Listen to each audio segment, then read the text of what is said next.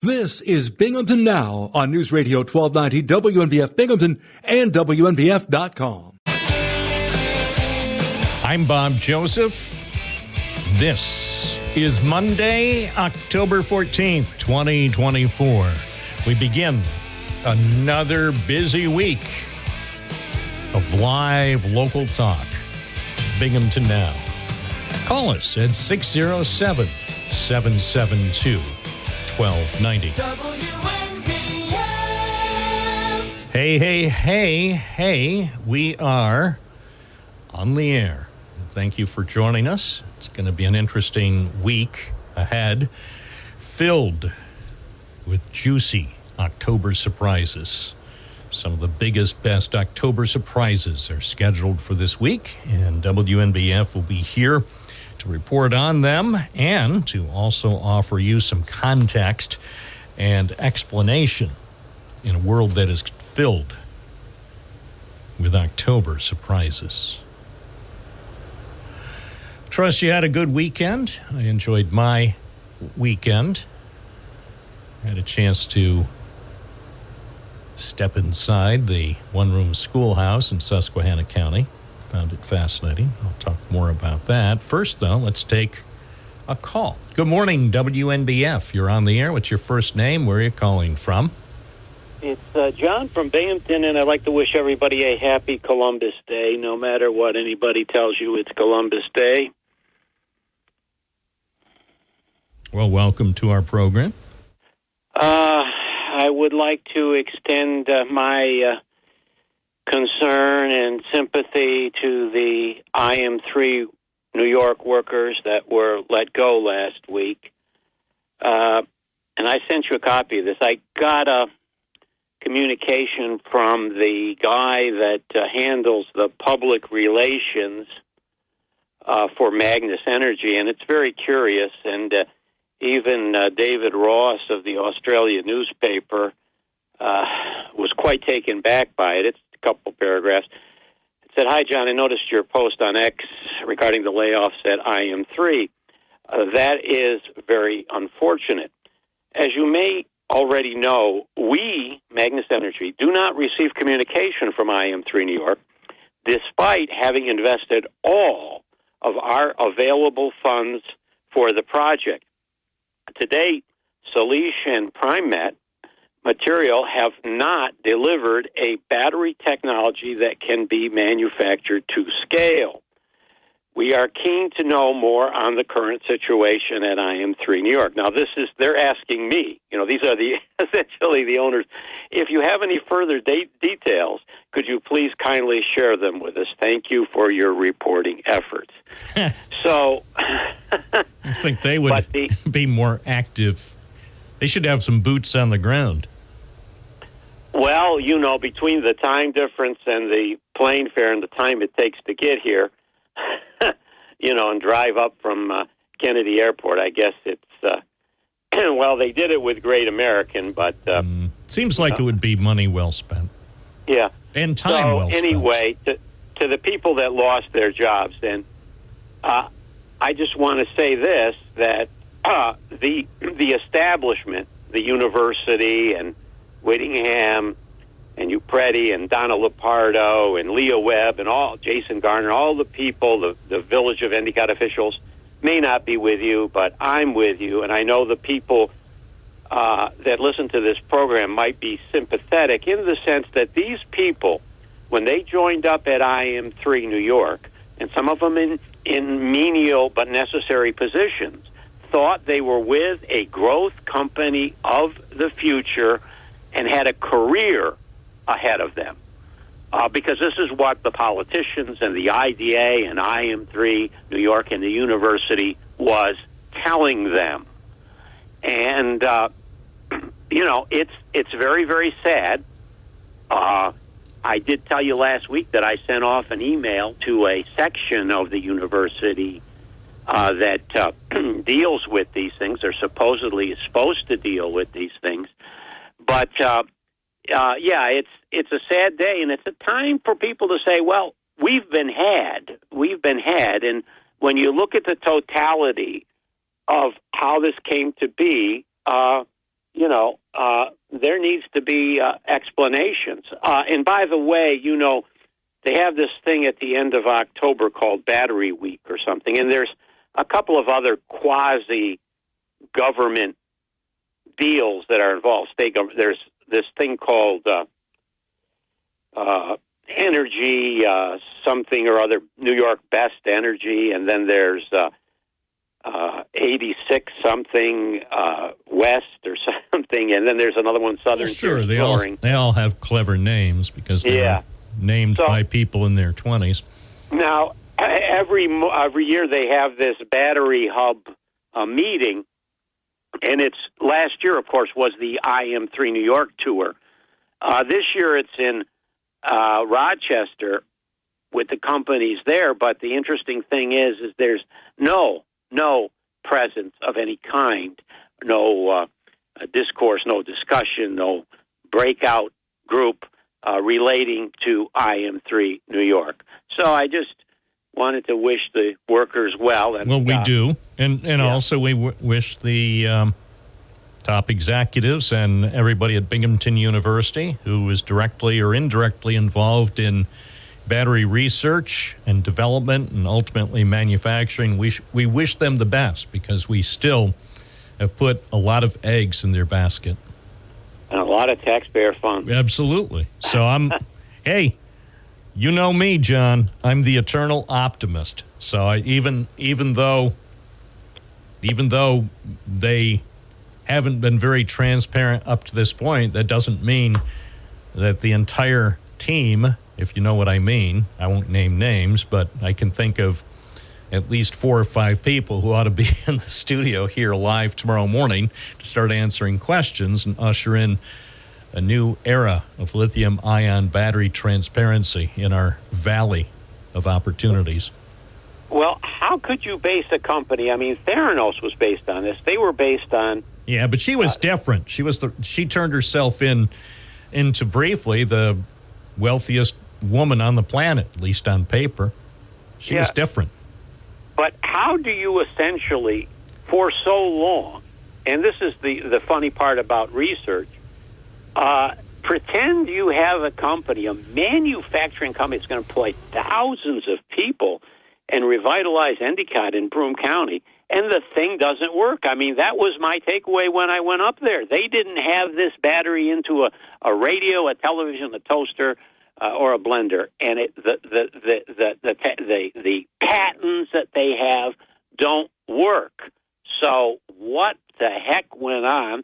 And it's time. I mean, the university out and out gets between. I'm just going to say they get about $60 million between the direct subsidies of the state and the research. But it's a sad day, and it's another con job. That's all I can say. All right, thanks, John. See what happens. Again, I remain optimistic about the long-term prognosis for batteries in Broome County. The carousel capital of the world and ultimately the nerve center of the lithium-ion industry. Research, development, manufacturing, marketing.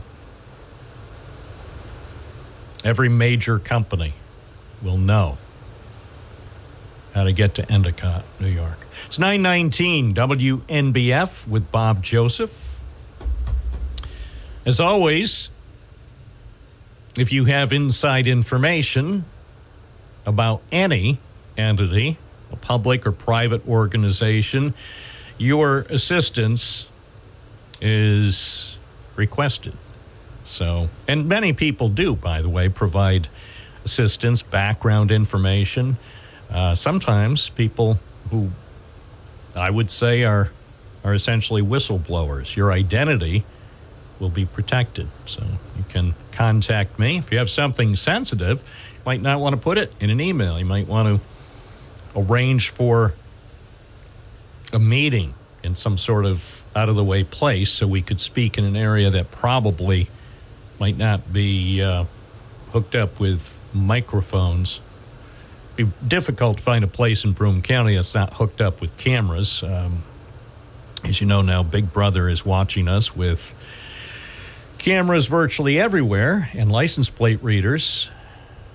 Thank you, Flock, for keeping an eye on us. So basically, anytime you go anywhere in Broome County, you now are on the net. It's not just, it'd be bad enough if it was just limited to people that you trust in Broome County. But now your movements are being tracked thanks to the Flock spy network, being tracked by a bunch of people, nameless faces who are, believe it or not, just in it for the money. So they can sell personal information. Who knows what they're doing with it? Talk about a company that is lacking in transparency. It's 9:21. This is Bob Joseph, 607-772-1290. We're here for you Monday through Friday from 9 to noon. We call it Binghamton Now. We talk about Binghamton and beyond. At 92.1 FM, 1290 AM, streaming at WNBF.com. Enjoying the schoolyard? Of course we are.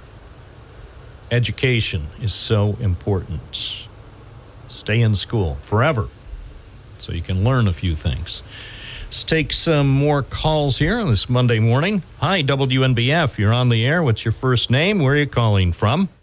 Good morning, Bob. It's Selena from Binghamton. Happy Columbus Day. Well, thank you for calling in. I think the weather machine broke. The winds are really going to kick today. Yeah, I'm very concerned about the conditions. It could go up to 32 miles an hour. Anyway, we can fix it.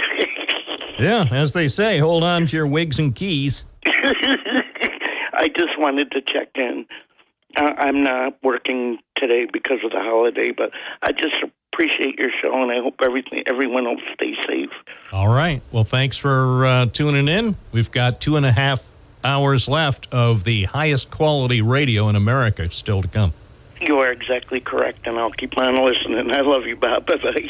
Thanks. It's 9:25 WNBF with the show that is beloved by all, the Binghamton Now program.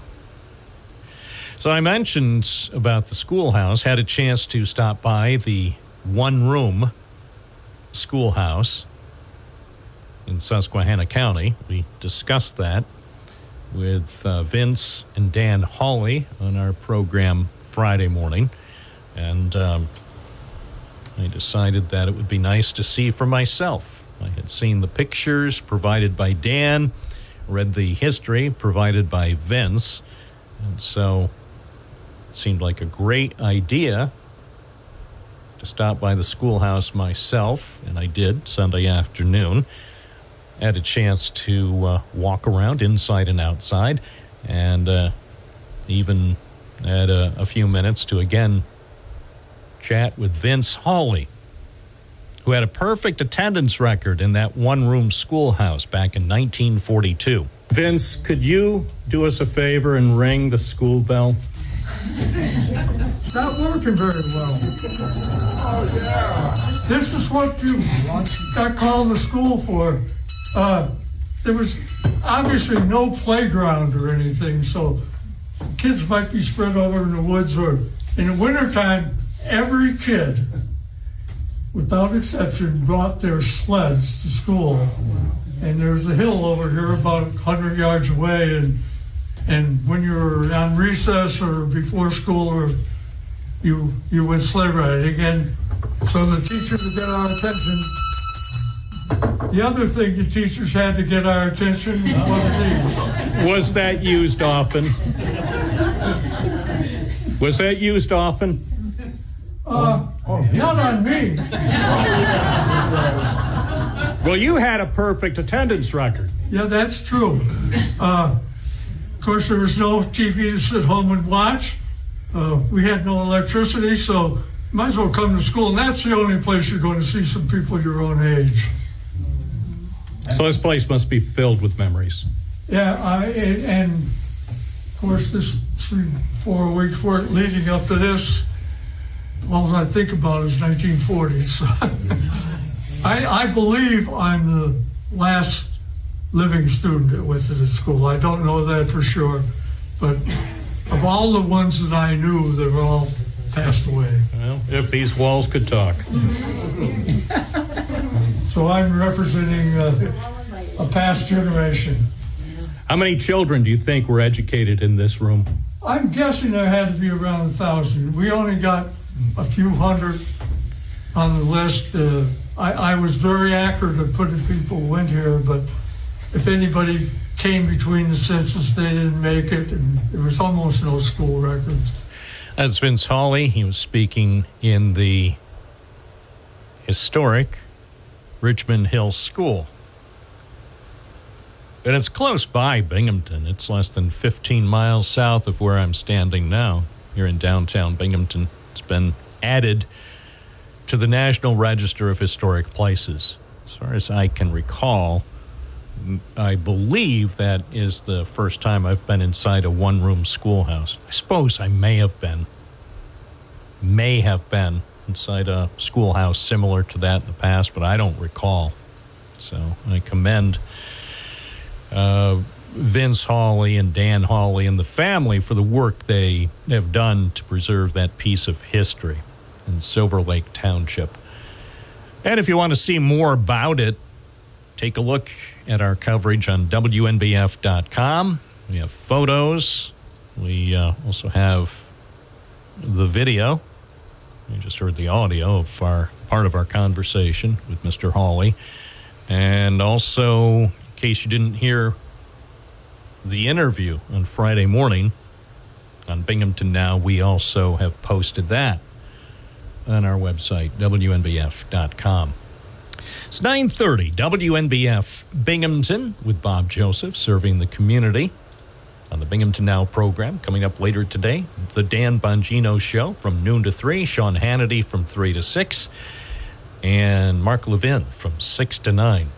Here's the forecast from the National Weather Service. Cloudy today, showers likely, high 46. Gusty winds. As Selena mentioned, the weather machine seems to be in need of something. Maybe just a tune-up. I don't think it's totally broken. Maybe it's just on the fritz. Of course, you can't say that because somebody is offended, so we'll just say it needs a tune-up.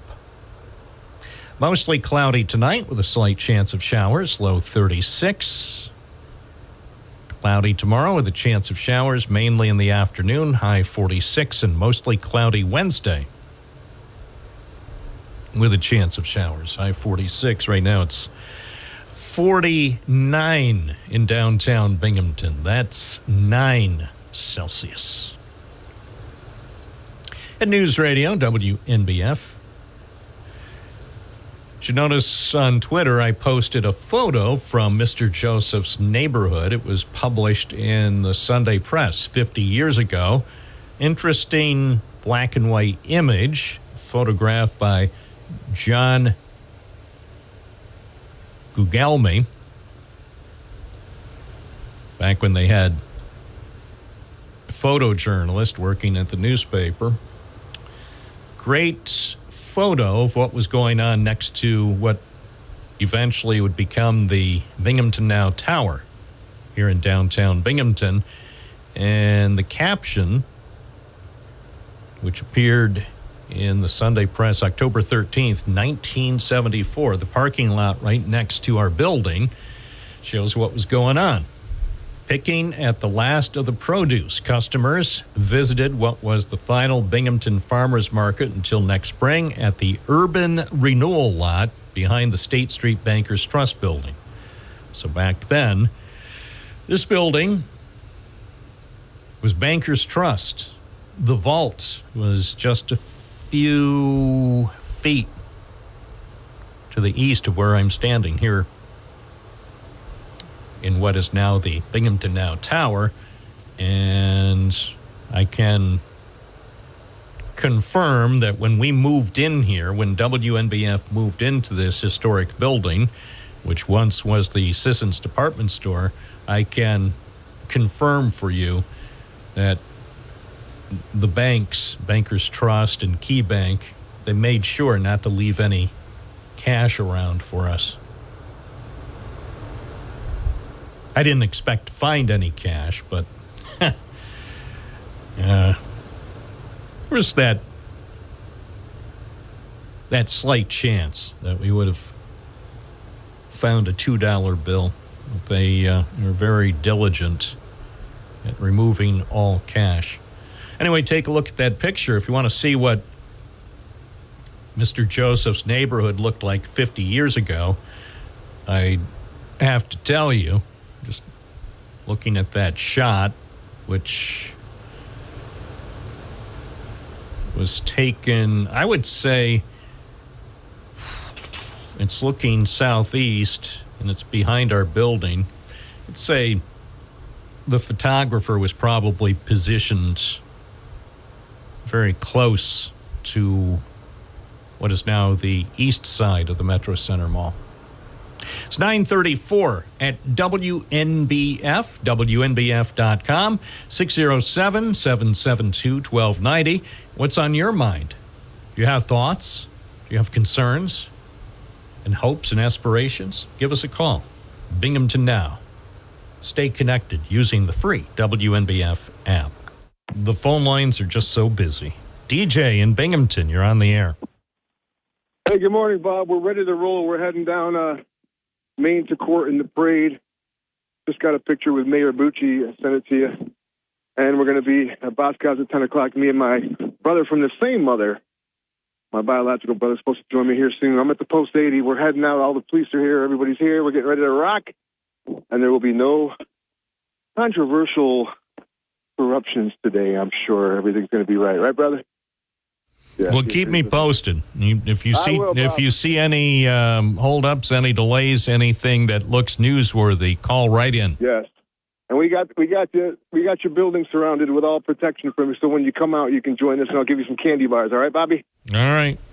I like chocolate. Thank you. A live update. It's 9:39 WNBF. More calls more often. Beverly from the town of Dickinson. Good morning. Good morning, Bob. We were coming from Walmart in Johnson City, and we looked over to the left. Is there a solar panel up on Mount Prospect?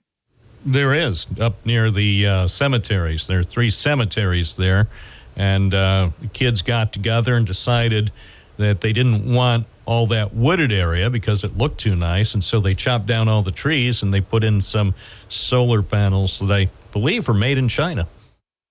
Oh, really? I believe. I can't tell you for certain that the solar panels were made in China, but most likely. So now, anytime you're on Route 17 and long for the beautiful look of Chinese manufactured solar panels, all you have to do is take a look and voila.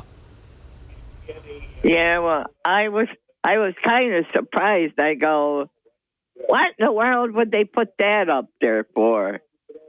Because they want money. You know, it's just about the money. Yeah.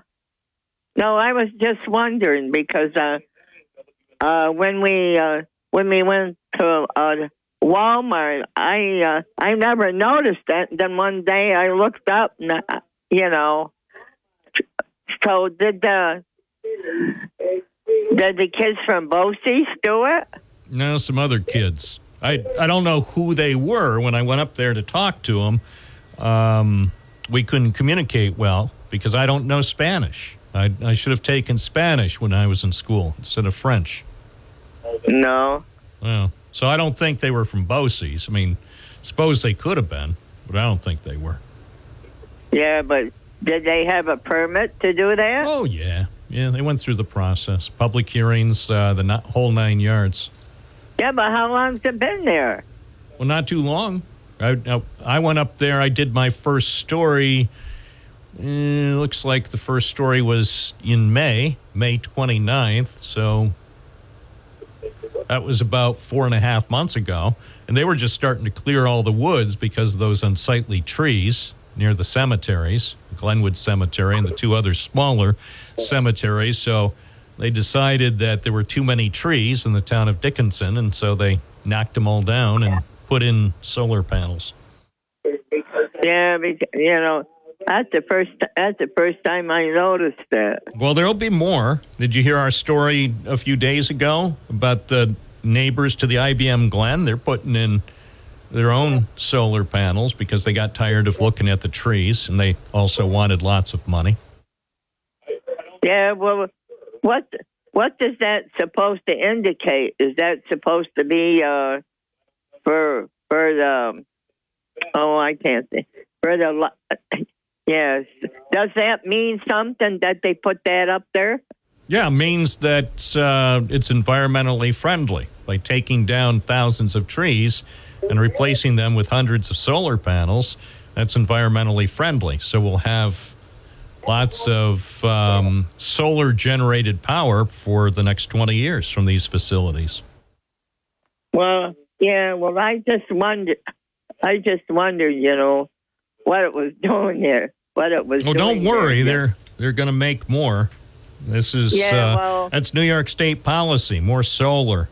What about? Would you like them instead to put up some more wind turbines, like the wind turbines they put up there in Windsor and Sanford? Well, if they're safe, I wouldn't mind. Now, Well, what happens when one of the blades flies off? Because those blades sometimes can fly off. I don't know, Bob. Well, if you see one that looks like it's about to fly off, run, don't walk. No. Because they're big. I've been up close. I went next to one I think it was in Sanford, and I love them. I mean, they're remarkable in terms of technology, but the blades look really big. So if it looks like, in the unlikely event that a blade appears perhaps to be malfunctioning, call the authorities and then run. Actually, no, run first, then call the authorities, because if one of those blades happens to fly off, or if there's a fire, then you don't want to be around. No. Wait, somebody was up here behind our house. There's a light line up there, and I seen them the other day, but I wasn't going to holler up or anything, but I was. What do you think it was? Was it Ready Kilowatts? I don't know, Bob, but I know that they've been doing a lot of work up behind our house because there's a line up there, Yeah, I'm looking at the map. I see what you mean. So I could see, but I want to know who it was, if it was Ready Kilowatts. I don't know.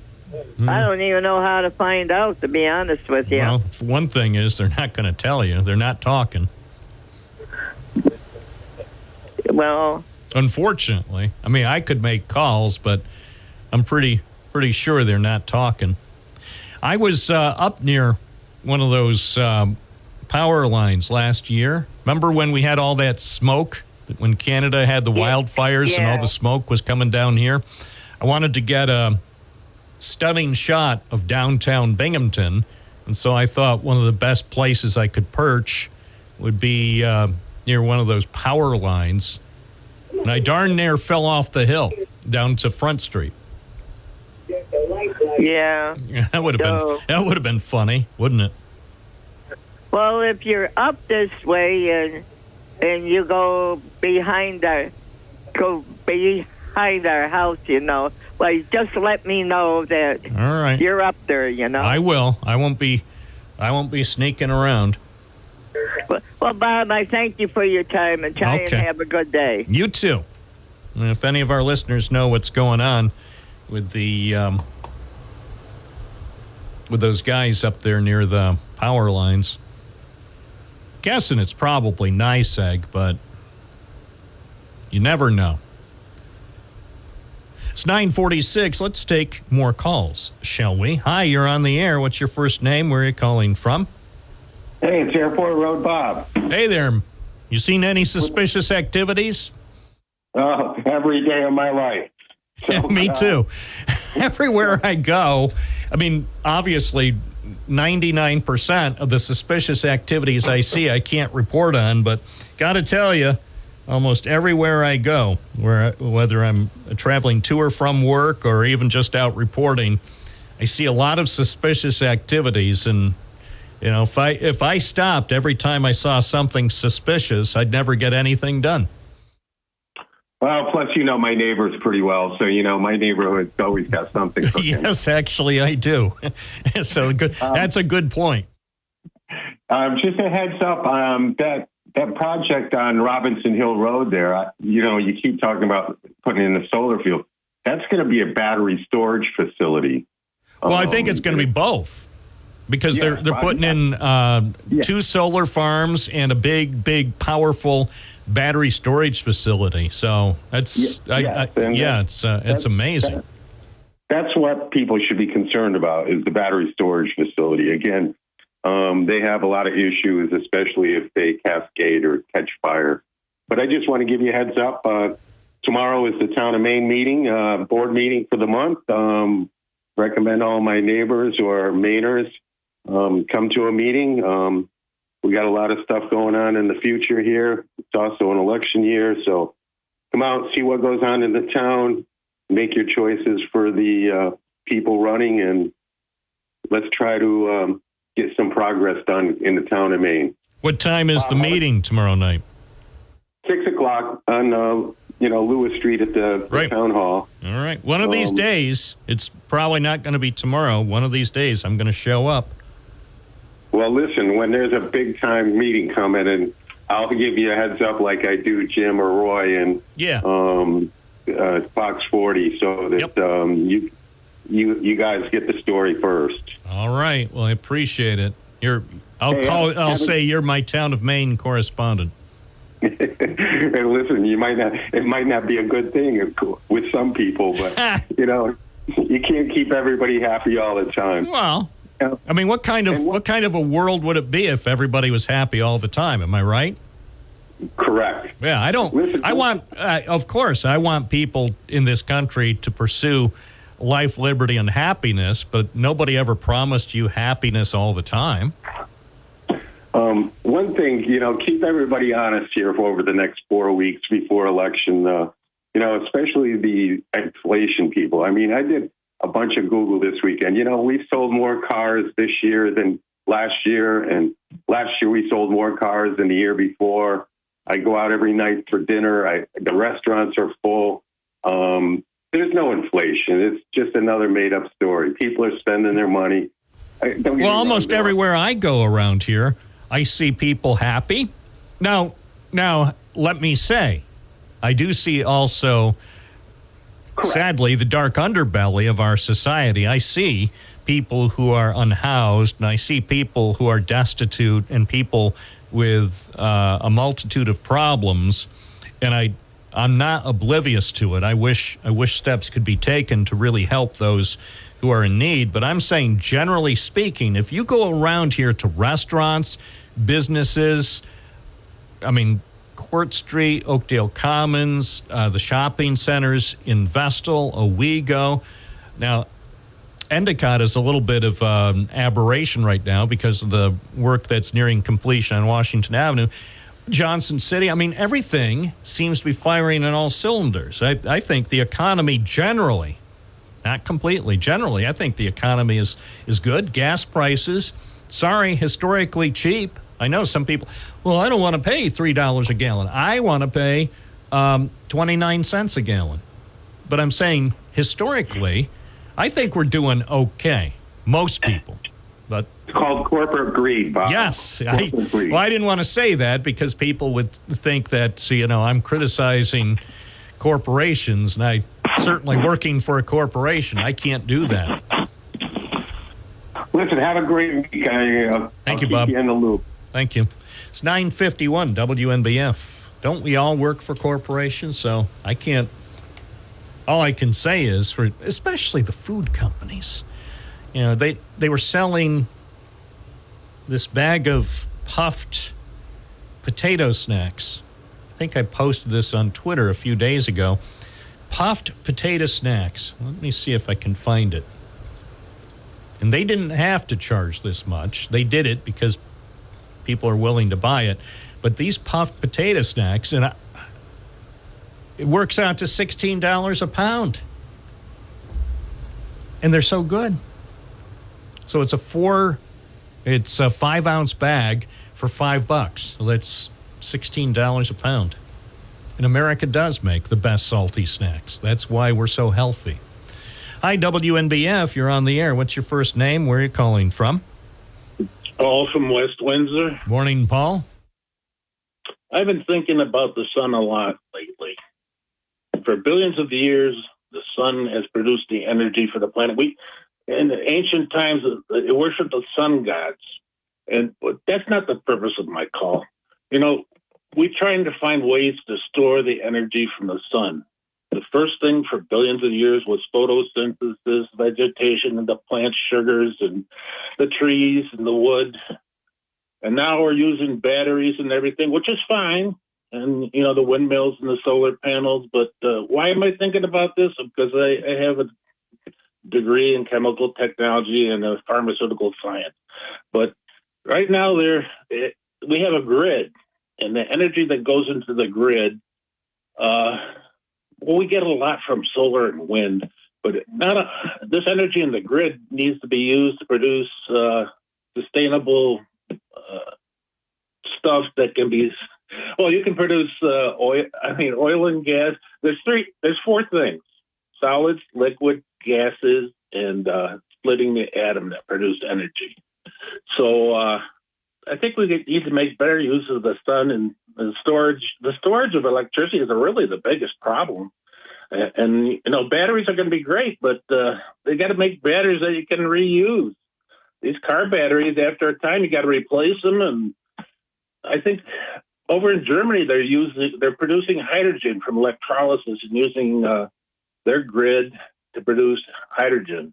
Now, President Trump came out, he was against hydrogen because it's too explosive and everything, but they're working on ways to make it sustainable and containers that where the danger isn't a danger. So I think we should devote more time to talking about the storage of energy, because the sun is at 50% of its original thing there, and for billions of years, in favor of the fossil fuels, that's what our planet is loaded with fossil fuels. And the energy from the sun, really, in the oceans, I don't know. Does anybody have any ideas about it? Who else wants to talk about it? Well, we'll see. That's a good thing. That's a good thing, a good topic, so I agree. By the way, according to this, there's a hydrogen fuel place where you can fuel up even in Endicott. So I'm going to drive by there today and just make sure. Well, I was thinking that any excess in the grid should be used to produce hydrogen and pursue that as well as solar and wind. I think even though people think it's dangerous, I'm sure our technology can find a way to make it safe and sustainable. Well, yeah, not perfect. There's a danger in everything. I read a story about some woman, she drank too much water and died. So I'm serious. Okay, you can die if you're irresponsible or ill-advised, you could die or be seriously hurt. So, never do anything without sufficient information. Well, storage in our bodies is glycogen in the liver. Exactly. At least, our bodies are. The chemistry in the body is wonderful. The pyrophosphate bonding in the mitochondria. I know. That's why we love those salty snacks. Thank you, sir. Thanks, Paul. We'll be taking more calls on this Monday morning. We've only just begun. I'm Bob Joseph. You're listening to the marvelous Binghamton Now program, 92.1 FM, 1290 AM, streaming at WNBF.com. Morning as the station moves forward with live local programming. Good to have you with us. Thank you so much for joining us, hopefully every weekday morning for as long as you are able. I hope you enjoy what we do. Let's see. Oh, somebody just liked our video from a few days ago at the iconic, the historic, the beautiful Johnson City High School at 435 Main Street. That was a video actually from last Monday. And I have to admit, it's been a popular video. If you haven't seen it, see for yourself. Go to Twitter at Binghamton Now and look up the video that was posted October 7th as I wandered into the school. Ooh, look at that school. It's so beautiful.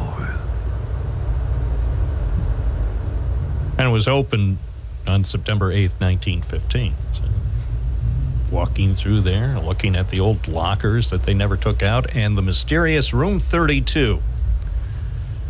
I have my theories about Room 32. I can't tell you right now what my theories are, but I certainly have a sense of what Room 32 was for.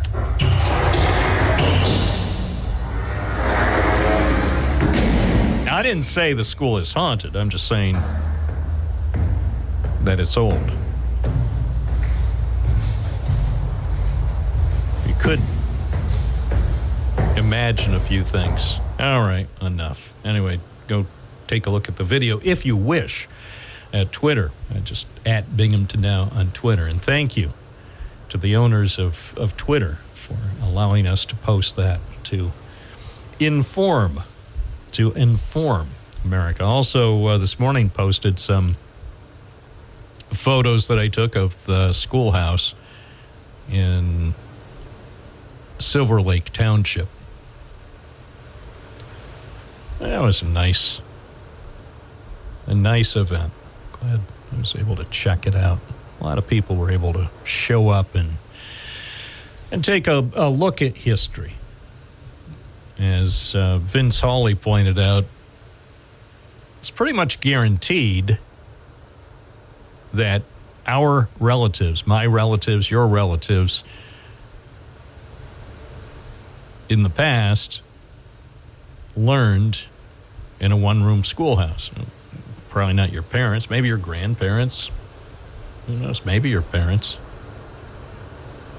But it's back in the day when one-room schoolhouses were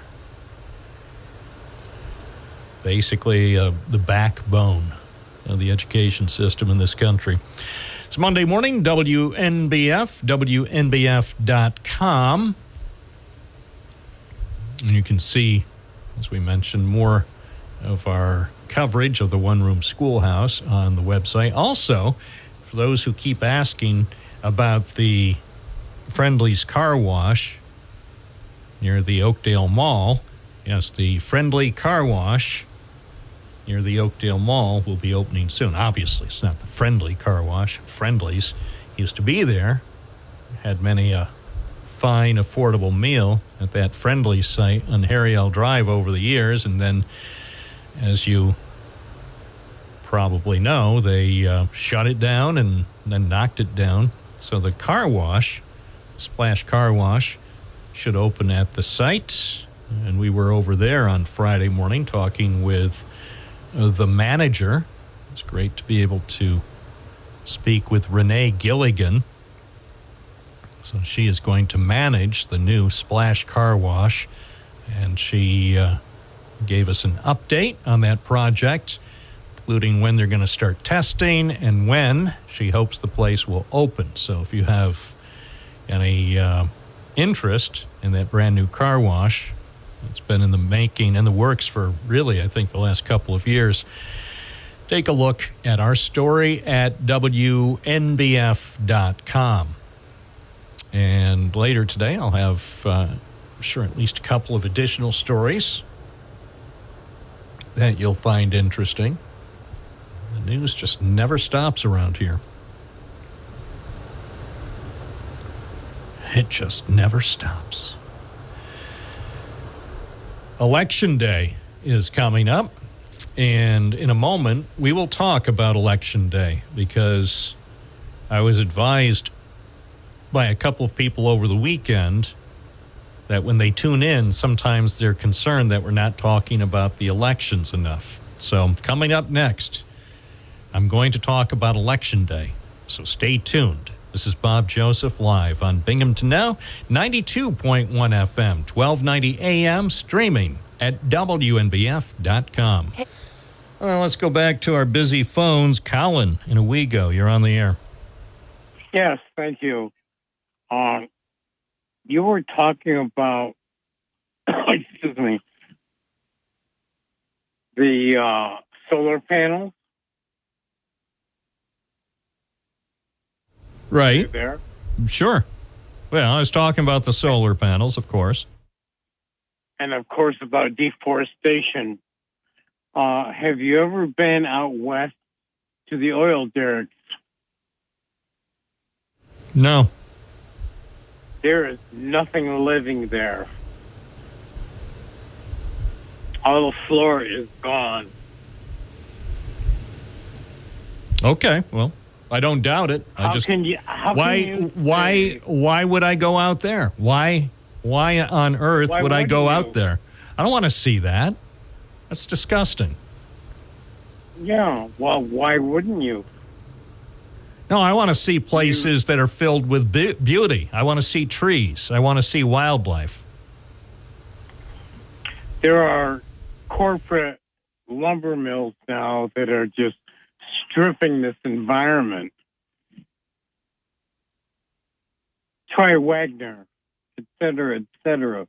Hey, they can do what they want. They're in the business of business. As long as they're doing it legally, they can do, unless you have evidence that they're not following the laws and regulations, they can do what they want. This is America. Businesses can do what they want to make the most money.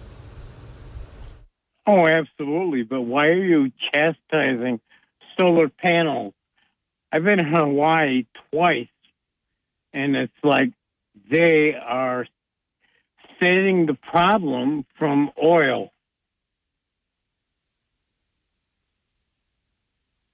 I'm waiting. Yeah, it's terrible. I agree. Everywhere you look, it's terrible. It's bad and getting worse. I agree.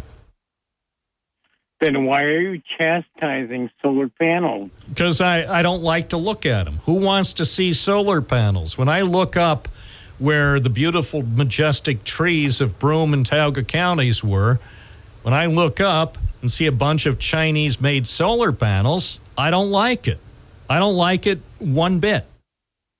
Why are they Chinese? Because the United States apparently can't make them at a price that's affordable. The Chinese government probably subsidizes the solar manufacturing plants, I guess. I don't know. I'm not an economist. People buy based on price, so if they could find some good American-made solar panels that were comparably priced, I'm sure they would use those. America makes excellent priced panels. All right. Well, maybe they're made in America. If you can prove to me that the solar panels they're installing in the town of Union and the town of Dickinson are made in America, then I'll announce it on the program. No, I didn't say that. I said they can. Yeah, I know they can, but they don't make many. As far as I know, most, and again, if people have evidence to the contrary, send it to me and I'll correct it on the air. As far as I know, up to this point, most of the solar panels that are being installed in Broome and Tioga counties are made in China. If you find they're made somewhere else, send me the information. Send me the receipts. Again, sir, you don't know that?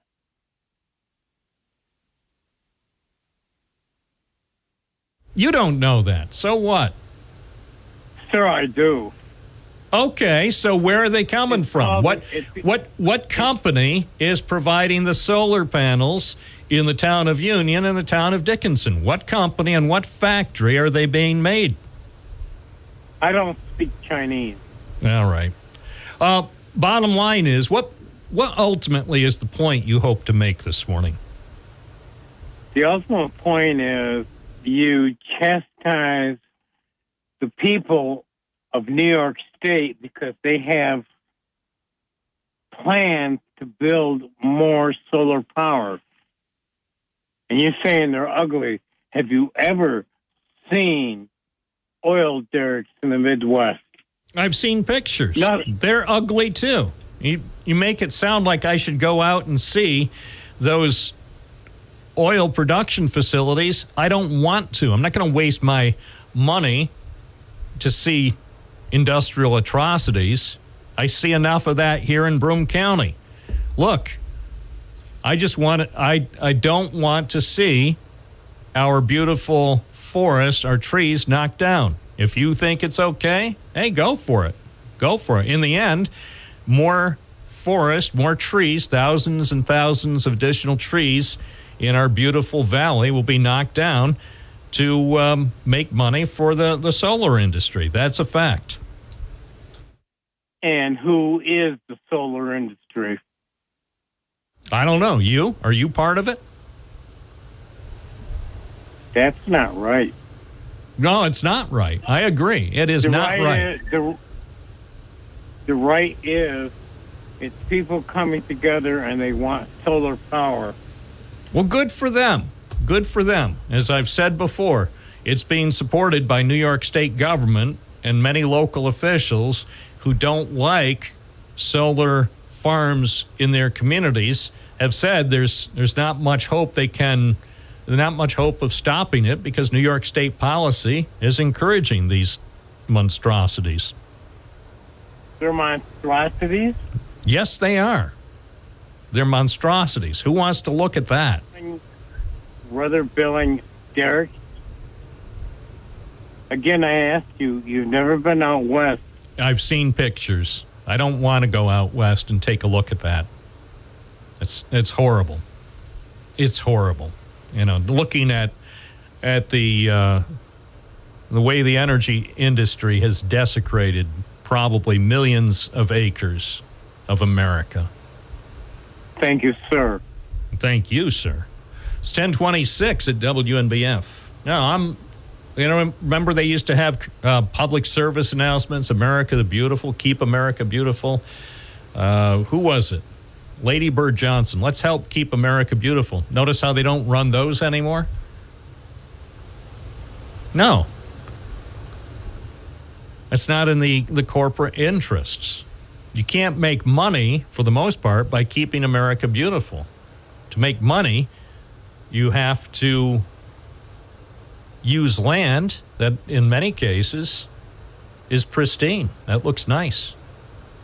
So keep America beautiful. Big business can't afford that. Come on, man.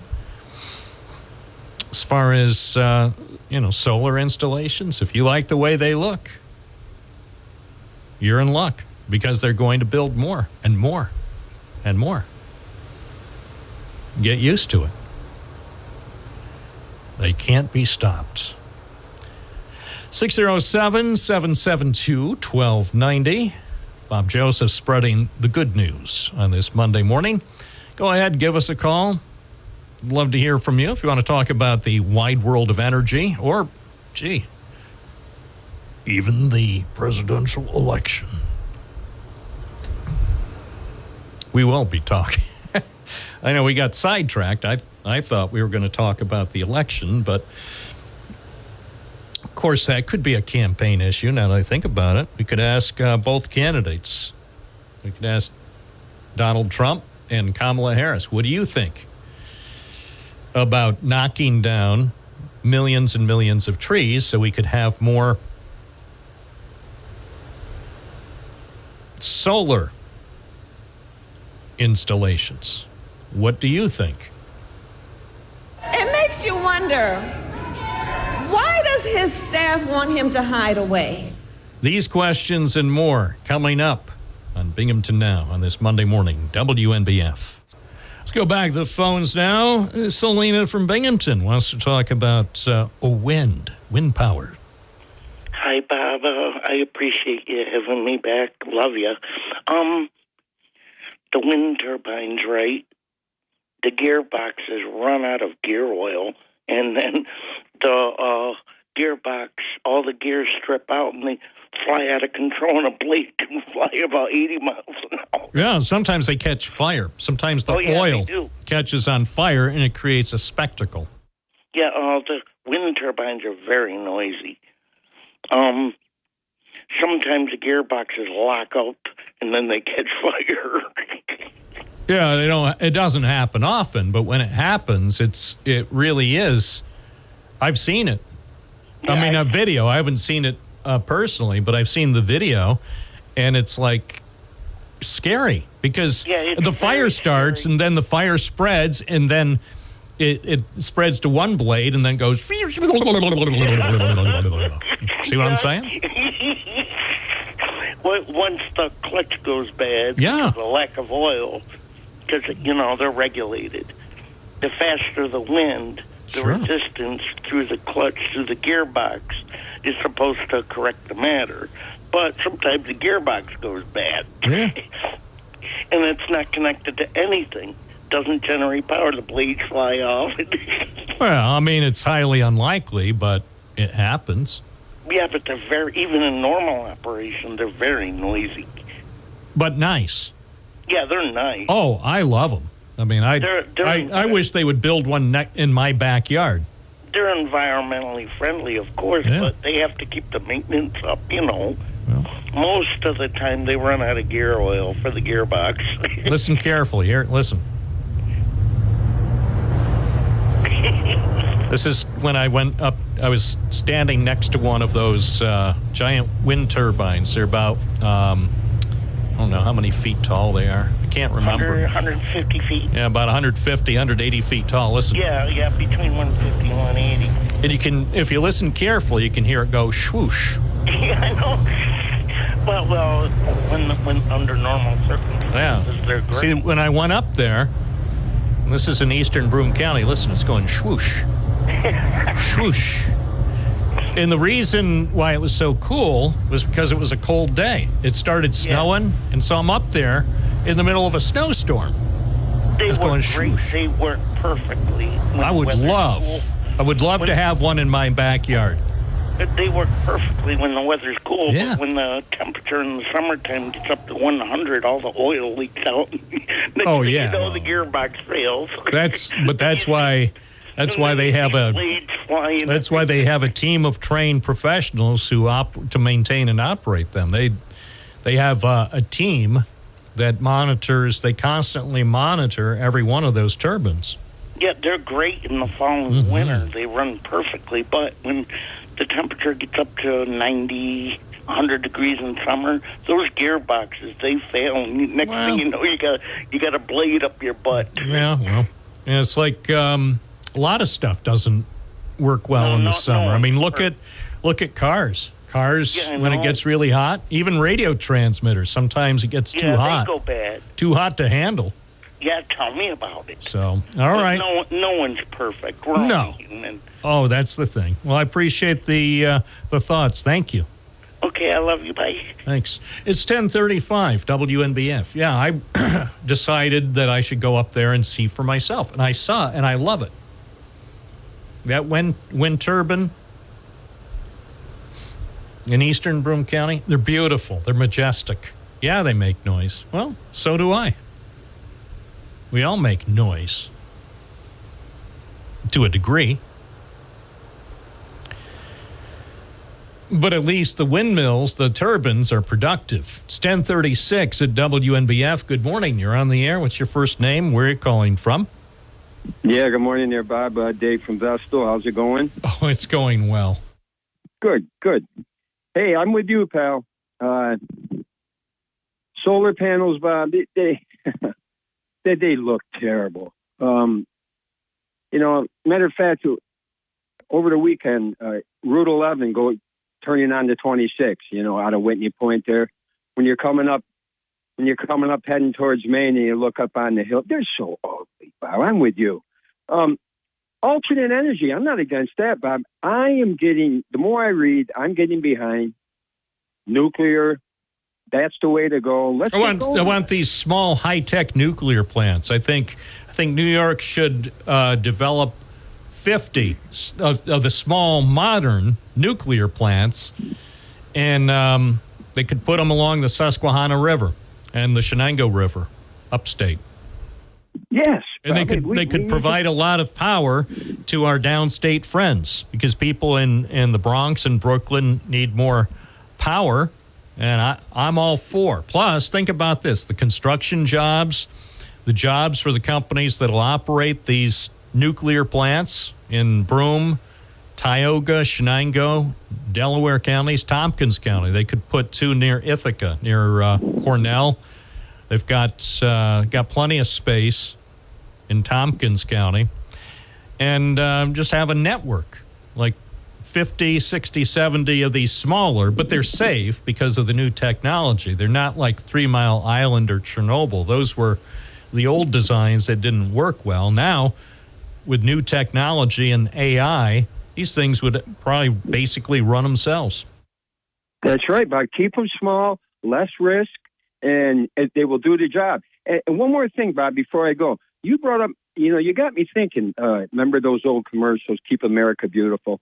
And today happens to be Columbus Day, Indigenous Day. Remember the Indian sitting there with a tear coming down his eye there? I think that was orchestrated. That was in broadcast news, where the tear, that bad, unethical news anchor in broadcast news, he was doing an interview, and to kind of show emotion, he faked a tear during the cutaway shot. I was shocked. I didn't know you could do that on the news.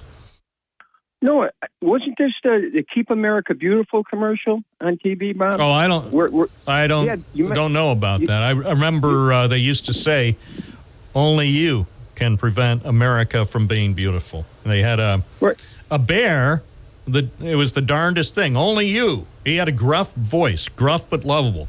Only you can help keep America beautiful. Yeah. And in his left hand, he was holding a non-alcoholic beer. In his right hand, he had a shovel. But yes, Bob. But the one you look up, because I remember, I don't know, it was in the 70s maybe, where this Indian was sitting cross-legged by a Native American. You're talking about a Native American. Yeah, and he was right. And I think the commercial was about polluting our waters and stuff like that. And he sat there with just a tear running down his eye. Yeah. It sounds like something that was faked. It sounds like something that an ad agency put together, and it was probably some kind of a fake tear. But I don't know. It could have been real. Only us old guys remember that commercial. Okay. All right. Bob, have a good one. It's 10:40 at WNBF. Only you can prevent America from being beautiful. All right, let's take a closer look at Campaign 24 as we enjoy the latest developments in Campaign 24 with just days away from the election. Is it 22 days? Is that true? Doesn't seem possible. 22 days until the election. Yikes. Gee, I hope I'm not busy that day.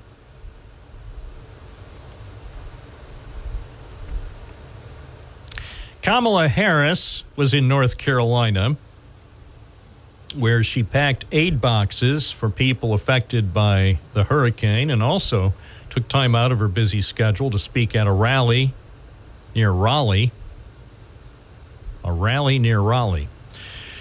After releasing her medical records, which, by the way, she didn't, but I'm just reading what ABC wrote. After releasing her medical records, so whoever wrote this from ABC didn't quite understand, she mentioned again that Donald Trump has yet to release his records for this election cycle, and she blamed the former president's lack of transparency.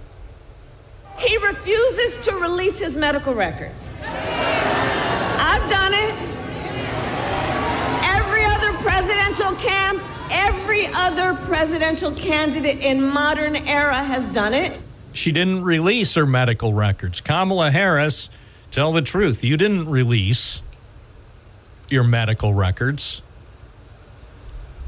On Saturday, a person who purports to be her doctor released a letter. It wasn't the medical records. Or if she's released her medical records, somebody please call me to tell me where her medical records are, because I haven't seen them. I don't believe she's released her medical records. Here's what she released on Saturday. And they put it out, of course, on the White House website, because the White House is supposed to be a non-political website. So, October 12th, a memorandum for the Deputy Assistant to the President and Communications Director for the Vice President from someone, a doctor, Joshua Simmons, physician to the Vice President. Subject, healthcare statement. So this is a 2-page statement. These are not health records. This is a statement. The following is a summary of the current health status and medical history of Vice President Kamala D. Harris. I have been her primary care physician for the last 3.5 years. Since the start of the current administration, she completed her most recent annual physical exam during the month of April 2024. I performed and supervised the exam with the appropriate specialty consultations and diagnostic testing. With her consent, I released the following health information. And yes, there is some health information, and some of it is rather specific, and some of it is information that had not been publicly revealed until Saturday. But this is not all of her health records. It's a selected highlight from her physician. And even though it's been posted on the White House official website, one could view it as a somewhat political document because it's being released less than a month before the election. Anyway, it was on stationery, White House military office stationery. And so you can look it up. It's online. Final paragraph. In summary, Vice President Harris remains in excellent health. She possesses the physical and mental resiliency required to successfully execute the duties of the presidency, to include those as Chief Executive, Head of State, and Commander-in-Chief. Respectfully submitted, Joshua Simmons, Colonel, U.S. Army, physician to the Vice President. So, I applaud Kamala Harris and the White House for releasing that statement. That certainly is a lot more information that we have compared to Donald Trump. And we know, because Donald Trump had said he was going to release his medical records, I believe, we know that he hasn't, and we can surmise that he probably won't. And some people probably think, well, why should he? Maybe he shouldn't. But he said he was gonna. He told CBS, I believe earlier this year, he was gonna release his medical records. So if you say you're gonna, release them. And not just a letter like that letter he released several years ago from a guy who was apparently his doctor. I mean, the letter sounded like a fake letter. It sounded like a letter that was dictated by Donald Trump himself. So I just say, if people are concerned about the health of the presidential candidates, then release all the health information. I mean, it is a pretty demanding job. It's going to be tough for whoever wins. The next 4 years will not be easy for whoever is elected. So I think the American people ought to have access to the health records. It's 10:47 at WNBF. Morning, you're on the air. What's your first name? Where are you calling from? This is Dr. Ronnie Johnson. No, don't talk about Dr. Ronnie Johnson. Yeah, he was the guy who at least put that, I'm sorry, and this, by the way, it sounds like it's Matt from Binghamton. Matt from Binghamton, I'm sorry. That letter from Dr. Ronnie Johnson to me, because of all the way the language was written, it seemed to me it had all the fingerprints of the patient. Sounded like Donald Trump actually wrote his own letter saying how healthy he was. Yeah. I tried to do a quick search here. I don't think any president just turns over all their medical records. I just don't think it's ever been done. Right, but I don't think it's ever been done either. That's why I think Donald Trump could surprise me and release all his medical records. Look, if he releases all his medical records, Matt from Binghamton, I might vote for him. Don't laugh at me. Now you're mocking me. I am serious. I've never been more serious in my life, Matt from Binghamton. If Donald Trump releases all his medical records by 5 p.m. today, I might vote for him. I'm just laughing at the fact that you might vote for him because he released his medical records. Well, I might. Depends, if the records really are as good as Dr. Ronnie Johnson suggested, I might be inclined to say, wow. I hope you've listened to they pretty much documented his speeches used to be half as long. His speeches used to not be as... Now they're longer than Castro's speeches. Castro was noted for long speeches, but, and again, I don't want to, I'm not saying anything bad about Fidel Castro, who's no longer around to defend himself. I'm just saying Fidel Castro, a lot of his speeches just seem to drone on and on and on. Well, there's a show on NPR called On Point, and last week they did a great thing on, is the media sane washing Trump? And they, always talking about the left-wing media, but this is, you look at it and they cover the parts that seem a little sane, but they don't cover the insane parts. And because they're, in a way, they're saying, well, that's not really news. Well, it is news if he does it over and over and over again, and it proves the point that he's seemingly losing his marbles. Well, I wouldn't go that far. I've heard him speak sometimes, and it seems that sometimes he gets a little derailed. You know who I thought? Did you listen to the interview that was posted on the New York Times website on Saturday with J.D. Vance? Oh, yeah. Exactly. Did you hear the whole thing? No, I didn't hear the whole thing. Really? I heard clips of it. Well, I recommend, I rarely recommend interviews, and I know there's so many things out there these days, interviews and podcasts and everything. But in all seriousness, Matt from Binghamton, listen to me. Okay, I'm listening. Please, I implore you to look it up on. I heard a lot of it. That's the one where he 5 times. Yeah, but that's at the end. So the what most people have heard was at the end where Lulu Garcia Navarro asked him, I think, indeed, nearly half a dozen times, basically the same question: did Donald Trump lose the 2020 election?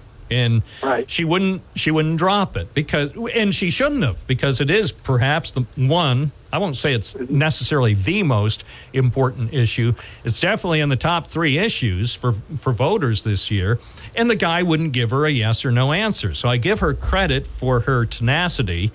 But what I wanted to say, apart from that, which that's the part of the interview that's received most attention, and appropriately so, but I would like you, if you would, to listen to the whole thing, because that was only the last 5 minutes or so. But here's the thing, and you're not going to like this. So are you sitting down? I'm sitting down. All right. So you're not going to like this. I'll say this right ahead of things. But I listened to the whole thing last night. I think it's 52 minutes. Again, the last 5 minutes or so were about who won the 2020 election, which I had already heard. But I got to tell you this, and you won't like it, but I'm being 100% honest with you. I now like J.D. Vance. Was he being honest with you about what he's saying? I don't know about his honesty, but here's the thing. Doesn't that matter? I'm not talking about whether I would vote for him or not. I'm talking about almost all of the interview, especially except for the last part, focusing on who won the election, since he wouldn't give a yes or no answer. I'm just saying, and this is not about the issues that were covered, I'm saying that J.D. Vance impressed me by his apparent intelligence, and again, that's why I preface this by saying you're not going to like it. But the guy is clearly very intelligent. I might go so far as say of the four people who are on the ballot, obviously Donald Trump is atop the Republican candidate, and Kamala Harris and Tim Walz are the Democratic ticket. I got to say, I think J.D. Vance is the smartest of the four. He's very articulate. And again, I learned stuff from the interview about J.D. Vance, and so I'm not saying that I agree with him on many issues. I'm saying in this interview, the way he comported himself and the way he responded to the questions that were posed by Lulu Garcia Navarro, I was impressed by the guy. Okay. And again, here's what I will say. Sure. I will listen to it, and I'll call you back about. Yeah, I want to know. And again, however, you won't agree with him probably on any issue. Yeah, but the point is, here's my point. We used to have a political system where if you lied to the American people and you lied about what you believed and you lied about what you were talking about and you sounded intelligent, you still didn't get away with it. Now we have a system where, yes, he's a well-educated guy. He went to Yale. He's articulate, no doubt. We saw it in the debate. But if he can't answer the fundamental question about the threat to our democracy, which happened, on January 6th, and how he supported it, how he still has the narrative after 62 different federal courts said there was no evidence whatsoever of any wrongdoing of any consequence, then, what does it matter what he says? All right. Well, anyway, appreciate your call. I encourage, this is one of those rare occasions where I encourage everyone listening, if you have a computer, find the interview. Just put Vance and New York Times interview. About something. Sometimes they'd be, pleased with something. Sometimes they'd agree or they disagree. All right. That's just a random snippet just to prove that I have it queued up. It runs 52 minutes. The last few minutes, yes, were focused on who won the 2020 election. Now, it would have been nice if he actually had answered her question, which she said or posed several times. And he didn't deviate, really. At one point, he answered her question with a question. So, but here's the thing. He's in a situation right now, at this juncture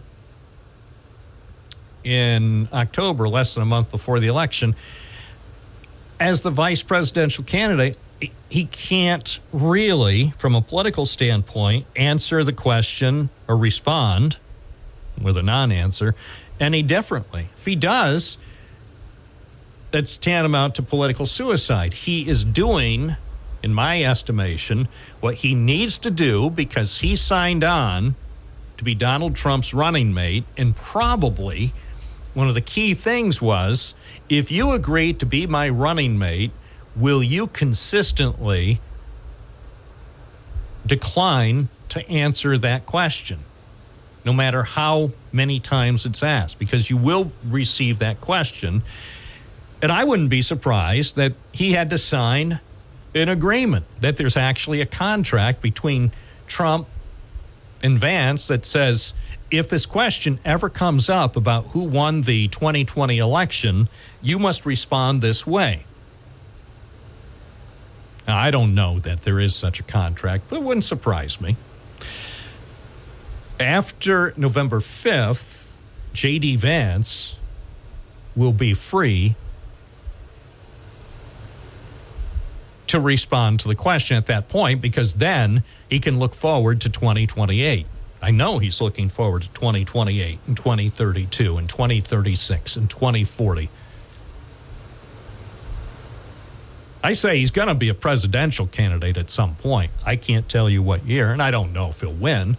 But just listen to the interview. You don't have to agree with anything he says. Just listen to him respond to most of the questions. Bob Joseph, live, WNBF. 607-772-1290 with more phone calls more often. And even possibly a surprise this hour. I make no guarantees, but there could, in fact, be a surprise coming up. Here at News Radio WNBF. That is all. Will there be a surprise at about 11:30? Could be. Or maybe not. Let's see. Mary from Binghamton writes, Harris medical records. How about she release her tax returns to prove she is and always had paid her fair share like she claims so many of the so-called rich do not?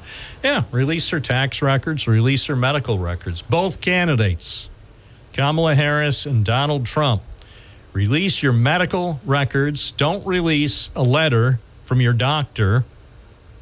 What is your doctor supposed to say? Seriously, if you're running for president, and you give your doctor permission to release some information about your health, think your doctor is going to tell the truth? Maybe she will. Maybe she won't. Medical records, certified. Well, that's a violation of HIPAA. Well, it's not a violation of HIPAA if it's authorized by the candidate. If the candidate authorizes the release of her medical records and her tax records, or his medical records and tax records, it's not illegal. You have the right. So if you're running for such an important job, the most important job on the planet, then prove that you're physically and fiscally sound. But don't hold your breath. These candidates aren't gonna. So there.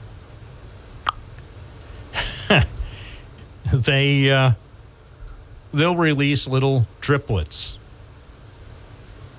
Little McNuggets of carefully crafted information. So when it comes to transparency, neither one of them, Kamala Harris and Donald Trump, neither one of them is very transparent. They only release the stuff that, in the view of their campaign professionals, will possibly make them look good. So this letter that was released Saturday by the physician to the vice president, that's great. I'm not saying it's not great. That's good. Donald Trump should release a letter containing similar information. But most of all, if these candidates are serious about transparency, then they should release lots of medical records and their tax records, and then sit for a powerful Leslie Stahl interview. Let Leslie Stahl do it live on 60 Minutes. Bring both candidates in next Sunday night at 8 o'clock. No preconditions, no questions provided in advance, and put both of them. Put Donald Trump on the left side of the screen and put Kamala Harris on the right side. No commercials. Leslie Stahl,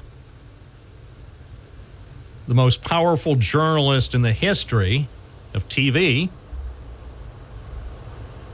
and have her ask all the questions about their medical records, about their tax records, about their eating habits, about who worked at McDonald's and who eats Big Macs. All questions on the table. Leslie Stahl, no editing. No editing. You let him into the studio at 8 o'clock, lock the doors. No commercials, no interruptions. 3 people in the room. Leslie Stahl, Donald Trump, Kamala Harris. Let the chips fall where they may. Everything, and I mean everything, will be on the table. But the candidates don't have that kind of courage. Man, woman, person, camera, TV. Ha! Thank you, Gary. That was a classic. That was a classic, a cognitive test that was put on TV. And who could forget? It was a classic. Person, woman, man, camera, TV. And it goes back to, I guess it goes back to July 2020. So I look it up. Google it. Person, woman, man, camera, TV. Yeah, there's your cognitive test right there. Try that again. And they even made T-shirts out of that. Person, woman, man, camera, TV. They sold T-shirts. Just like they made a special sandwich of the Covfefe burger. Remember when America went wild for the Covfefe burger over on Main Street, over on the west side? They did. So what can I tell you? Let's see, when did that happen? The Covfefe special. That was in May 2017. And most people have forgotten. The Covfefe special, not to mention person, woman, man, camera, TV. Sound like some sort of confusing directive from some news director who doesn't have it together. 11:18 at WNBF. Person, woman, man, camera, TV.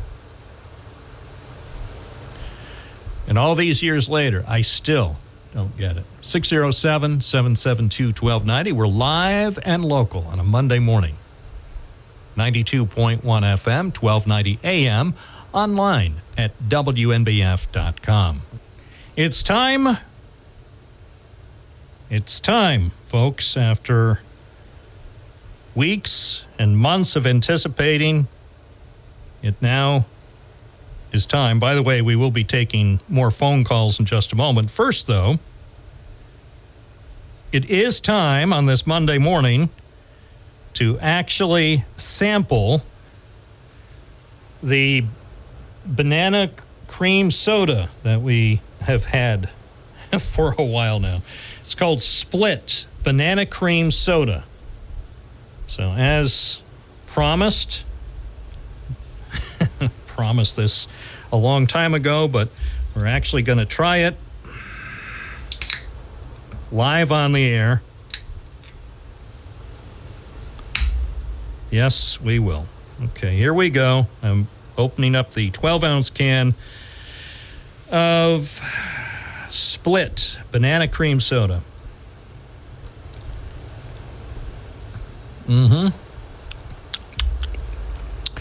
It's is creamy, but I don't taste a lot of banana. It's good. Let's see. Okay, I've poured a little bit into a cup. Looks like some sort of specimen. Anyway, let me take one more sip. Yes, it's good. I just don't taste a whole lot of banana. So go bananas with your banana cream soda. Very good. I'd give it an 85. There. It's very good. I think one thing that would make it better is probably if it was a bit colder, or maybe if I poured it over ice, because I like ice for the most, with my soda. Most of the time, I don't drink it mainly from the can or just in a little cup. Hold on, one more taste. Well, slightly carbonated. Right level of sweetness. I just don't taste a whole lot of banana, but fortunately I have another can, which I'll probably try at a future date. I'll probably make sure to have it a little more chilled, and also maybe a glass with ice. I think I might like it better. So anyway, thank you. Thank you for all who have waited all these months for that to finally happen. Now back to the phones at 11:34. Joe from Greater Ithaca, you're on the air. Yes, I'd like to talk about Trump, Vance, and wires. Let's. First of all, okay?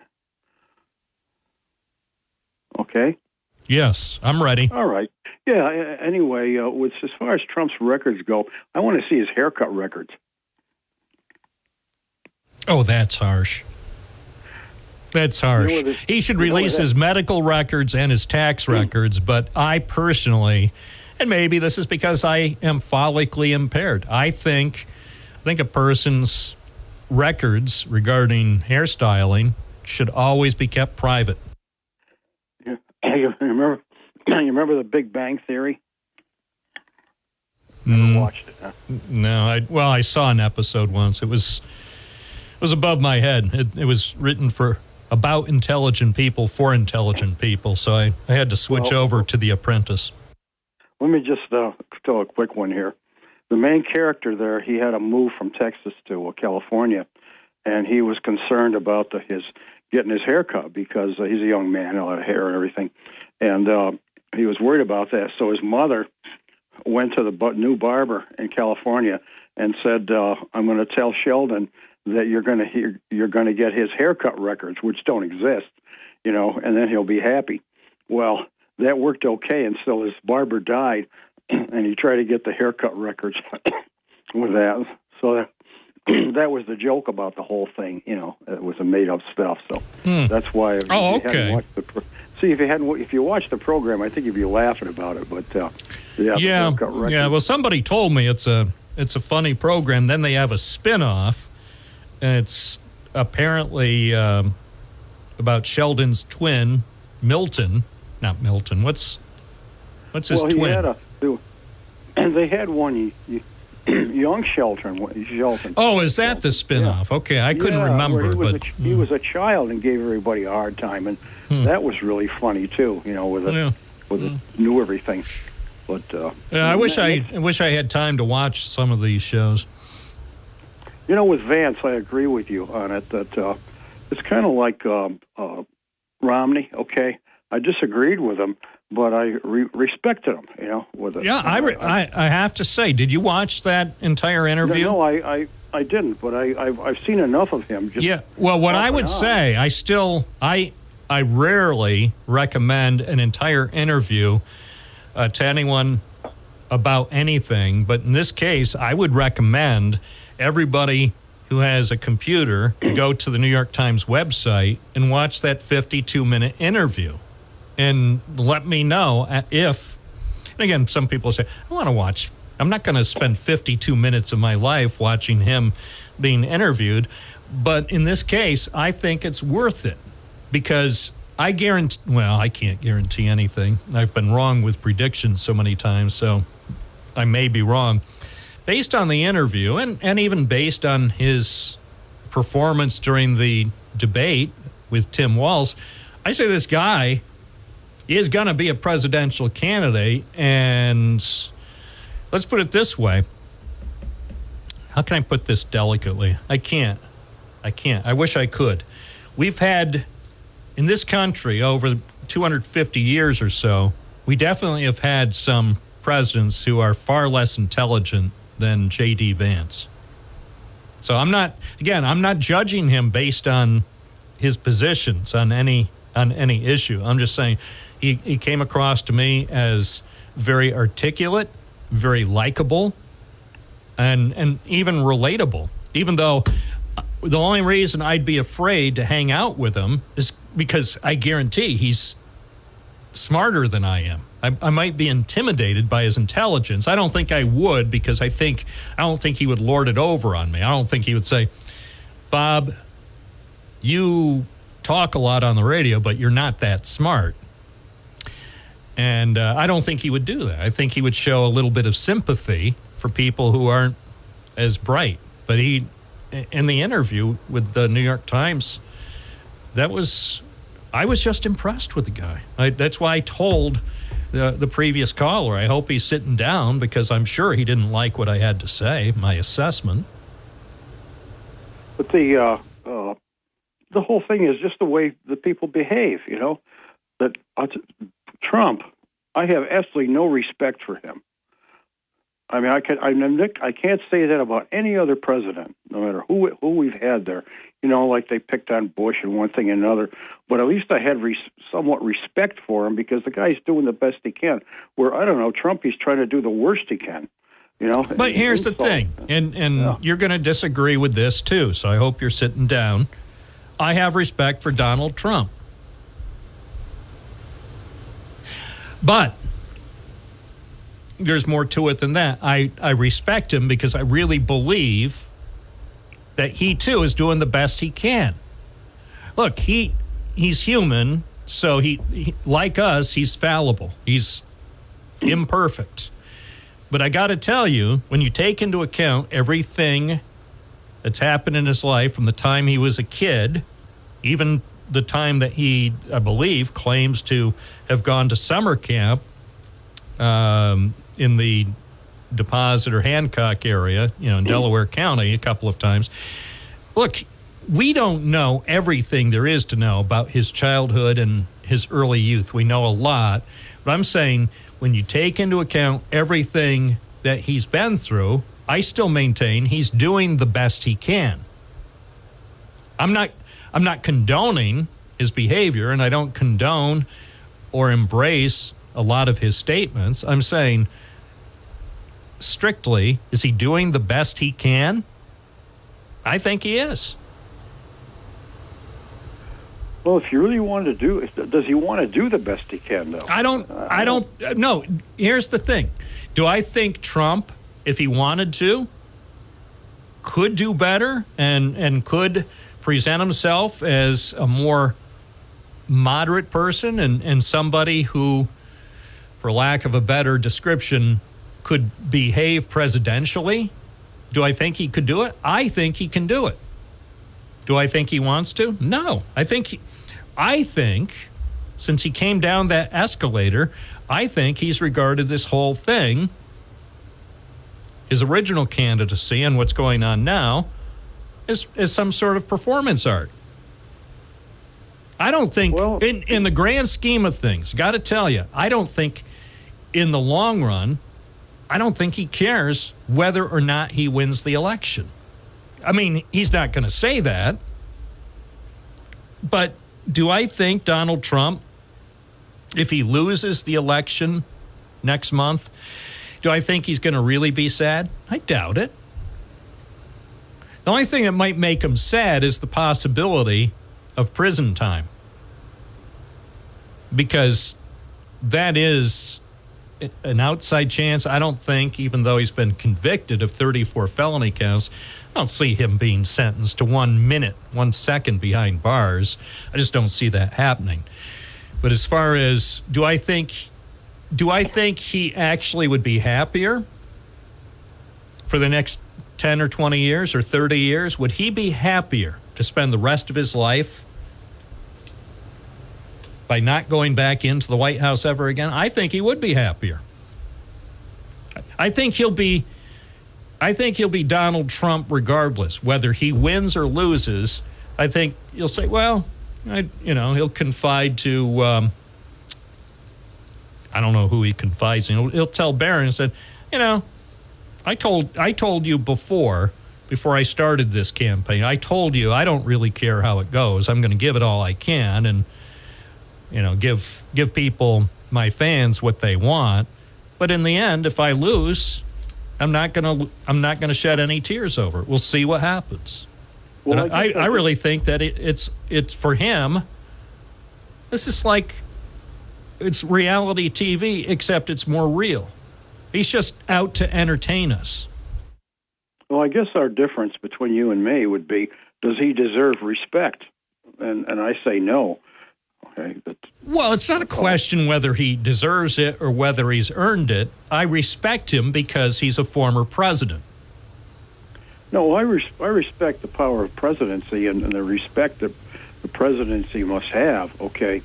But the person that's in there or was in there... Well, no, you can respect someone and at the same time regard their public behavior and demeanor as not worthy of respect. I respect the guy only as an individual, as a fellow human being who is imperfect. Not because of any of his political policies or any of his behavior. I'm saying, look, just seems to me, in the grand scheme of things, he's tried to do the best he can considering the horrible hand he was dealt. Well, that's the born into a rich family, and then going to all the best schools, going to the best summer camps, and basically being exposed to all the best. That doesn't necessarily make you the best person. I actually think, look, J.D. Vance has had a much tougher and rougher life based on all accounts, and he managed, despite the trouble he faced as a young boy, he actually managed to make something of himself. I mean, from an educational standpoint, from a business standpoint, and so on, and even a political standpoint. So he actually, I think, has more of an inspirational story than Donald Trump, but I still respect both of them. Well, it's the Pollyanna principle. Everyone has value. They can always be held up as a bad example for others. Well, you could say that, though, about everybody, except Jimmy Carter. Jimmy Carter never did anything bad in public, but virtually everybody else has. The last topic is wires, okay? What you need to do is get a pickup, what used to call a pickup truck, a truck, and lay down in the back of it so you can look up and have somebody drive you around any road or street here. When you look up, you'll notice something. There's wires going across the road, back and forth, on every road and every street and every place you go virtually, other than New York City maybe, because they're all underground. And people don't think about it because they've gotten used to it. And if you look every few hundred feet or whatever it is, you see a transformer, they call it cans, that knocks the voltage down for your house, and they're all over the place. And nobody gives it a second thought, on seeing these things. So I think the solar thing is just a matter of it's a relatively new thing, and once people get used to it, it'll become part of the environment. Well, as soon as they, finally eliminate all the trees, we'll get used to it. You won't eliminate all the trees. Well, most. No, you can't. It's impossible to eliminate all, but most. Appreciate your call. Thank you. It's 11:47 at WNBF. Good morning. You're on the air. What's your first name? Where are you calling from? And I want leg. What? You said... OTAP. What happened? OTAP. Okay. All right. Well, wish you the best. Thank you. Hi, WNBF. You're on the air. What's your first name? Where are you calling from?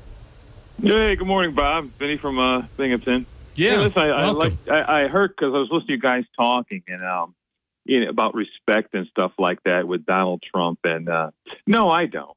No, I don't. I don't respect the man. You don't respect Donald Trump at all? No, Bob, because you know what? He doesn't respect being president. He doesn't respect that at all. And, you know, you can, you know, that's like kind of like those people, well, you know, that guy, he tells it out, has it, as, you know, he tells it like it is. No, it's not. No, it's not. We got to stop this normalizing. This is not normal. If you want to be like that, if you want to call people stupid, if you want to call people deranged, if you want to call people they were born that way with half a brain, if you want to be and call the president Obama, he wasn't born in this country. If you want the Billy Bush tapes, on and on and on. If you want to keep doing that, if you want to normalize that, you go right ahead. But I don't, because it's. Well, I'm not normalizing it. Again, I think the way I described my feeling about Mr. Trump is very accurate. You know, I respect him as a former president. I respect him as a fellow human being, and he's like me. He's flawed. You know, we all are imperfect. I don't endorse the things he said or some of the things he's done, but I still respect him. Bob, it's wrong. It's wrong to say your vice president should be hung. Well, I agree. Look, I can come up with a list of things he has said and done that I think are wrong. I still respect him. I mean, what do you respect of him? That he's tried to make something of his life. A kid who was born in New York City, a kid from Queens who did the best he could despite being born into a very wealthy family. So the best he could is lousy, isn't it? I didn't say he succeeded. He tried. No, I know. That's what, Bob, you can't say he succeeded. Well, that's my point. He tried. I mean, he managed. Look, he managed to somehow, against all odds, be convicted of 34 felonies. No former president ever managed to do that. So he's going down into the history books. As what? A denier? An election denier? Yes. Did you ever see that Mike Pence, you know, when they had the passing of the president? Did you ever see Mike Pence, the vice president? He was there by himself. I know. Kamala Harris said that, yeah, that's what I'm saying. That's because of him. And that's okay? I agree. It was the best you can do. It was shameful. It was shameful. Well, that's the best this guy could do under the circumstances. Should he have been able to do better? Yeah. Yeah. Is there any good excuse for not supporting your vice president when people are calling for his head? There's no excuse. You know what, Bob? I guess it's my degrees. Are we going to say this about Charles Manson? Just at a different area? Well, no. No. That's what I'm saying. Why? Because people died. What about what this guy has done? What about those people that he is? What about Nancy Pelosi's husband? What about these after effects? What Donald Trump is doing right now, this is that. I agree. It's terrible. I agree. Strategy. It's terrible, and he should knock it off, and he should somehow try to apologize to people, even if it's going to be too little, too late. He could turn over a new leaf. I believe that he could reform himself. This is the best he can do at trying to divide. That's what he's about. He hasn't learned a dang thing. You've been here this long on this world, and you don't know the difference between right and wrong. Donald Trump, you don't know the golden rule? He does. He's disregarding it. He doesn't care about it. Well, he doesn't care. And he's not the only one. But he's the president. Former president. And look, the thing about his behavior during this campaign, as he tries to get back into the White House, he's showing everybody, all the voters, you and me and every other American, he's showing us exactly who he is. He's not being. It's not a secret. If he winds up winning, it's not because he somehow was devious. Actually, I think that's what could make J.D. Vance more of a potential problem going forward for people who don't agree with his views, because he is very articulate, and he comes across, at least in that interview with the New York Times, as very likable. So he could be Trump 2.0. So in 2028 or 2032, That's what people have to think about. Donald Trump, for all of his flaws, and certainly not releasing his tax records as he said he would, and not releasing his medical records as he told CBS he would, at least for the most part, as they say, what you see is what you get. Well, yeah, I know that. I just don't want to hang that little sign on him that says he's doing the best he can. Well, he is. Who he is. That's the best he can do. That's the best he can do. We can do better. He could do better, but, look, how old is he now? Is he 70? Too old. Okay, so he's not going to, as much as I want him to change, you're right. He's not going to change. No. So that's the thing you hang on it. But that's why it's good. That's why for Kamala Harris, it's better she's running against Donald Trump than J.D. Vance. She would have a serious problem, I think. I think the race would turn out to be a lot closer if Kamala Harris were opposed by J.D. Vance. Well, Bob, I think my point that I'm trying to make too is this is rotten. And we shouldn't accept this kind of stuff from our president at this high. I didn't say we should accept it. But what are you going to do? What can you do? The only thing for Americans to do is to take into account the way Donald Trump has behaved and take into account the way Kamala Harris has behaved, and then the American people will make the right choice. I know that, but what I'm saying is, in the meantime, how many people are being affected by this nonsense? How many people are being affected by this convicted felon? Oh, it's okay. It's not okay, but I have to ask you, Vinny. Yep. So it's not okay. So what can be done about it? Well, it has to be. You have to talk about it. You can't normalize it. You can't say, "Well." I haven't. We're talking about it. So, in other words, we're doing the right thing. Not you. What I'm talking about is when you have listeners, you don't sit there, well, he's doing the best he can, because no, he's wrong. He's not doing the best he can. This man is part of the, look at Bob, my belief is American people are not as divided as we talk about or like the media wants to do. But those people in Congress allow this nonsense to go on, and they feed into it. Oh, gee. Senator so-and-so said this. Oh, gee, Congresswoman so-and-so said this. You've got let me give you an example. You got a caller here who talks about the crazy Democrats with AOC and all these other groups. Two of those we've got gone already. You guys are still sitting there with Marjorie Greene, who's talking about, we're the government. What about Lauren Boebert? How come you don't mention Lauren Boebert? Oh yeah, Miss. What is that? There, they. That movie. Yeah, Beetlejuice. Anyway, it's what a cast of characters. What a cast of characters we have in this country. And the American people will decide November 5th which character to elect, which candidate best represents their hopes, their dreams, their aspirations, who they want to lead this country for the next 4 years. That's what November 5th is about.